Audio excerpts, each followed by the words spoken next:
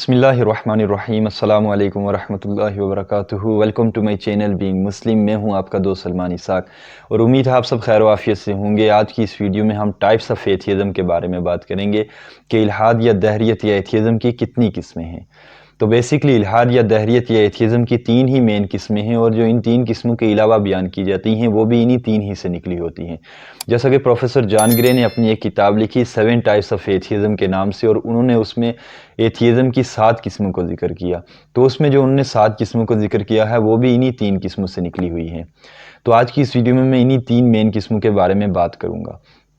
تو جو سب سے پہلی قسم ہے ایتھیزم کی وہ ہے ناسٹسزم یا الحاد مطلق۔ ناسٹسزم کہتے ہیں علم یا معرفت رکھنے کو۔ یہ ملحدین کی وہ قسم ہے جو انکار خدا کے معاملے میں سب سے زیادہ شدت کا رویہ رکھتے ہیں۔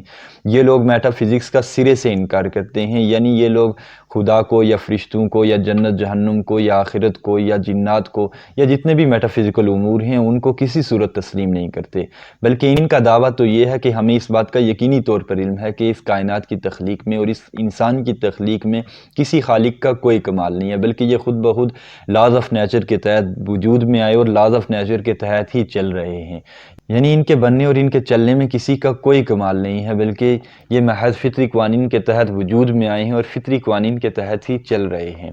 ایسے نقطہ نظر کے حاملین لوگوں کو ناسٹک ایتھیسٹ کہتے ہیں، اور عموماً جب بھی کبھی ملحدین یا ایتھیسٹ کی بات ہوتی ہے تو اس سے یہی لوگ مراد ہوتے ہیں۔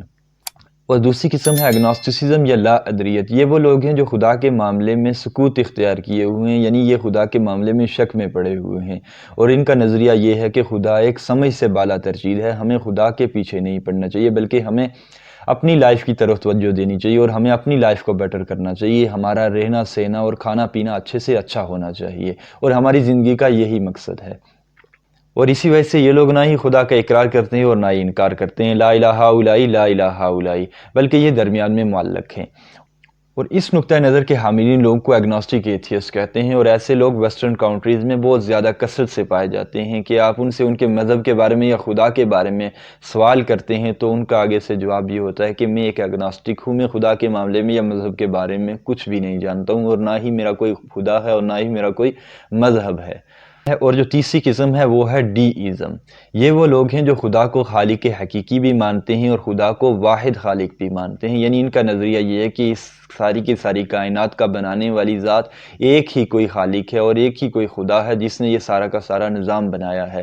لیکن یہ کہتے ہیں کہ خدا نے یہ سارا کا سارا سسٹم بنایا ہے اور یہ ساری کی ساری کائنات بنائی ہے، اور اس کے بعد خدا کچھ لاز آف نیچر بنا کر اپنی ذات کو معطل کر چکا ہے، یعنی اب اس ساری کی ساری کائنات کے سیٹ اپ میں اور اس ساری کی ساری کائنات کے سسٹم میں اور ساری کی ساری کائنات کے چلنے میں کسی خدا کا کوئی دخل نہیں ہے، بلکہ خدا اپنی ذات کو معطل کر چکا ہے، اور اب یہ ساری کی ساری چیزیں اور یہ سارا کا سارا سیٹ اپ یہ اب محض فطری قوانین کے تحت چل رہا ہے، یعنی یہ سورج کا نکلنا اور سورج کا غروب ہونا، چاند کا آنا ڈھل جانا، اور یہ دن اور رات کا جو سارا نظام ہے اس کے پیچھے کسی خدا کا کوئی عمل نہیں ہے، بلکہ یہ محض فطری قوانین کے تحت ہی چل رہے ہیں۔